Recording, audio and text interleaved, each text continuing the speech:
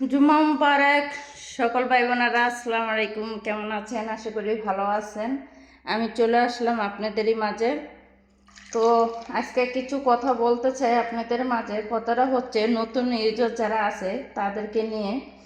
তারা আমাদের কাছ থেকে শুধু ভালোবাসায় নেয়, ভালোবাসা কখনো দেওয়ার চেষ্টা করে না।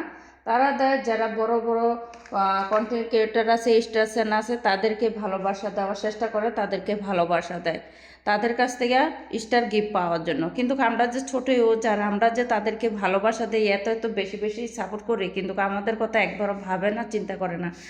আর আরেকটা জিনিস আপনাদের সাথে শেয়ার করি, দেখেন এটা কালারটা কত সুন্দর হয়েছে।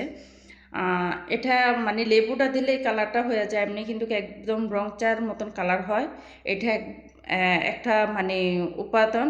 তো হচ্ছে এখানে এটা যদি আপনারা খাইতে পারেন, এটা শরীরের জন্য অনেক উপকার আসে।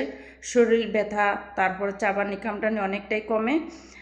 মেন হচ্ছে এটা জিরা, তেজপাতা, লং, এলাচি, এতটুকুই। এই চারটা জিনিস খুব ভালো করে ফুটাই আপনারা পানিটার ভিতরে একটু লেবু দিয়ে খাবেন সকালে আপনাদের শরীরে যত শরীর বিষ বেদনা আছে দূর হয়ে যাবে ইনশাআল্লাহ। এবং কি পেটের ভুঁড়ি কমবে, শরীরের ওজন কমবে। আমি এখন খাইতেছি, আমি নিজে অনেক উপকার পাইতেছি, এই জন্য আপনাদের সাথে শেয়ার করতেছি। ইনশাআল্লাহ আপনারা খাইয়ে দেখেন, অনেকটাই ভালো লাগবো, অনেক শান্তি পাবেন, মাথা ব্যথার যন্ত্রণা দূরে দূরে থাকবেন।